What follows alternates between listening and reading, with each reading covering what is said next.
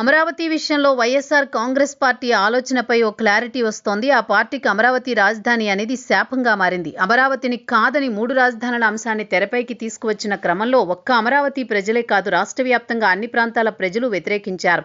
అయినా సరే వైసీపీ ఎంతమాత్రం మార్పు కనిపించడం లేదు. గత కొద్ది రోజులుగా అమరావతి విషయంలో మళ్లీ కలుగజేసుకుంటోంది వైఎస్ఆర్ కాంగ్రెస్ పార్టీ. అందుకే అమరావతి రైతులు ఇప్పుడు భయపడుతున్నారు. రెండో విడత భూ సమీకరణకు రకరకాల షరతులు పెడుతున్నారు. అయితే దీని వెనుక ఉన్న కారణం వైఎస్ఆర్సీపీ పార్టీ 2019 నుంచి 24 మధ్య చుక్కలు చూపించడమే. అందుకే ఇప్పుడు అమరావతి రైతులు 1కి 2 సార్లు ఆలోచన చేస్తున్నారు. కూటమి ప్రభుత్వానికి 3 ఏళ్ల వ్యవధి ఉంది. ఇప్పుడు తీసుకున్న భూములకు బదులు రిటర్నబుల్ ఫ్లాట్స్ అభివృద్ధి చేయాలన్నది షరతు.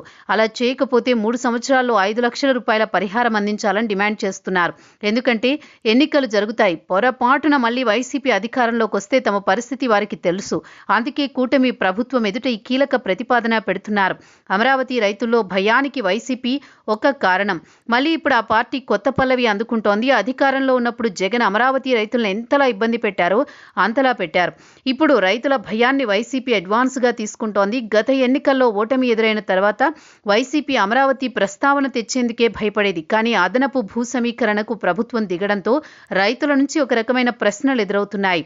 దానిని అసంతృప్తిగా భావిస్తోంది వైసీపీ. కానీ అది అసంతృప్తి కాదు, పార్టీపై భయం అన్న విషయం మరిచిపోతోంది. అమరావతి ప్రాంత రైతులు ప్రత్యామ్నాయంగా జగన్ని చూడరు. అవసరం అనుకుంటే ఏ చిన్న పార్టీకైనా అక్కడ అవకాశం ఇస్తారే కానీ అమరావతి రైతులపై ఎంత ప్రేమ ఉన్న వలకబోసినా వారు మాత్రం వైసీపీని ఛాన్స్ ఇవ్వరు. ఇది ముమ్మాటికి వాస్తవం.